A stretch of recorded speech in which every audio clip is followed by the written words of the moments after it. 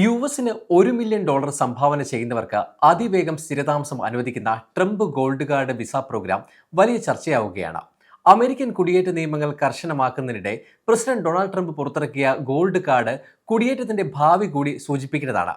American സമ്പദ് വ്യവസ്ഥയ്ക്ക് ഗുണകരമാകുന്ന കുടിയേറ്റക്കാരെ രാജ്യം എങ്ങനെ സ്വീകരിക്കും എന്നതിന്റെ ഉദാഹരണമാണ് ട്രംപ് ഗോൾഡ് കാർഡ്. ഇക്കഴിഞ്ഞ ദിവസം CNBC ചാനലിനോട് പ്രതികരിച്ച US കൊമേഴ്സ് സെക്രട്ടറി ഹോവാർഡ് ലുട്നിക്കിന്റെ വാക്കുകളും ഇത് ശരിവെക്കുന്നു.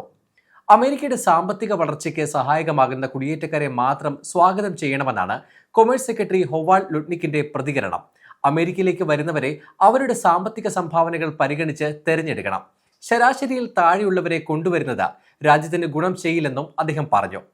നമ്മുടെ രാജ്യം മറ്റുള്ളവരെ പരിശോധിക്കാതെയും അവർ അമേരിക്കയുടെ സാമ്പത്തിക വളർച്ചയ്ക്ക് സഹായിക്കുമോ എന്ന് തീരുമാനിക്കാതെയും പ്രവേശിപ്പിക്കുന്നു.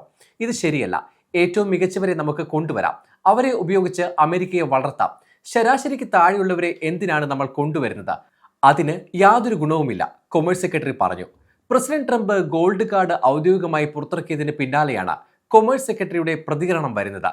US വിദേശികളായ സ്കിൽഡ് പ്രൊഫഷണലുകൾക്ക് നൽകുന്ന താൽക്കാലിക വർക്ക് വിസയായ H-1B വിസയുടെ ഫീസ് $1 ലക്ഷം ഉയർത്തിയതിന് പിന്നാലെയാണ് ഗോൾഡ് കാർഡ് എത്തുന്നതെന്നത് ശ്രദ്ധേയമാണ്.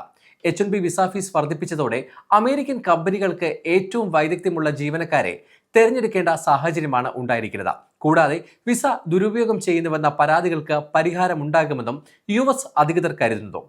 അതേസമയം ട്രംപ് ഗോൾഡ് കാർഡ് വിസ പ്രോഗ്രാമിലേക്ക് അപേക്ഷിക്കാനുള്ള വെബ്സൈറ്റ് പ്രവർത്തനം തുടങ്ങി. US-ൽ അതിവേഗം സ്ഥിരതാമസം ആഗ്രഹിക്കുന്നവർക്ക് ഓൺലൈനായി അപേക്ഷ സമർപ്പിക്കാം.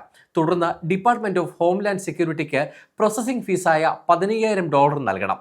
വിസ അഭിമുഖം അടക്കമുള്ള പരിശോധനാ നടപടിക്രമങ്ങൾ പൂർത്തിയാക്കിയ ശേഷം $1 മില്യൺ ഫെഡറൽ സർക്കാരിന് സംഭാവന ചെയ്യണം. തുടർന്ന് എംപ്ലോയ്മെന്റ് ബേസ്ഡ് ഗ്രീൻ കാർഡുകളായ EB-1 അല്ലെങ്കിൽ EB-2 വിസകൾ അനുവദിച്ച് US-ൽ സ്ഥിരതാമസത്തിന് വഴി തുറക്കും. പിന്നീട് പൗരത്വത്തിലേക്കും ഈ വഴി നീളുമെന്ന് അധികൃതർ വ്യക്തമാക്കുന്നു. സാധാരണ ഗ്രീൻ കാർഡിന് അപേക്ഷിക്കുന്നവർക്ക് അപ്രൂവൽ ലഭിക്കാനായി വർഷങ്ങളോളം കാത്തിരിക്കേണ്ട സാഹചര്യമാണ് നിലവിലുള്ളത്. ഇതിനിടെയാണ് സമ്പന്നരായ വിദേശികളെ ആകർഷിക്കാനായി ഗോൾഡ് കാർഡ് പുറത്തിറക്കിയത്. വിദേശ നിക്ഷേപം വർദ്ധിപ്പിക്കുക എന്ന ലക്ഷ്യത്തോടെ US കോൺഗ്രസ് നടപ്പാക്കിയ EB-5 വിസയിൽ നിന്ന് വ്യത്യസ്തമാണ് ഗോൾഡ് കാർഡ്. കുറഞ്ഞത് 10 ജീവനക്കാരെ വെച്ച് അമേരിക്കയിൽ ഒരു കമ്പനി ആരംഭിക്കാൻ വേണ്ടി $1 മില്യൺ നിക്ഷേപിക്കുന്നവർക്ക് സ്ഥിരതാമസം അനുവദിക്കുന്ന EB-5 വിസ നേടാം. എന്നാൽ ട്രംപിന്റെ ഗോൾഡ് കാർഡ് വിസയ്ക്ക് അത്തരം തൊഴിൽ സൃഷ്ടിക്കലോ നിക്ഷേപമോ നിർബന്ധമില്ല. കൂടാതെ EB-5 വിസ പ്രോഗ്രാം സങ്കീർണവും തട്ടിപ്പുകൾക്ക് സാധ്യതയുള്ളതുമാണെന്ന വിമർശനങ്ങളും ഉയർന്നിരുന്നു.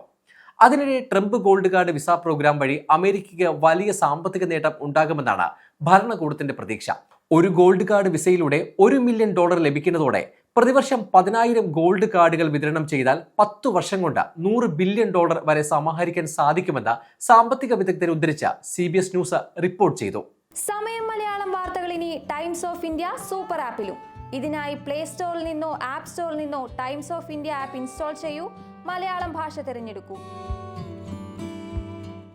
വാർത്തകൾ ആസ്വദിക്കാം. എല്ലാം ഇനി സമയത്തിൽ.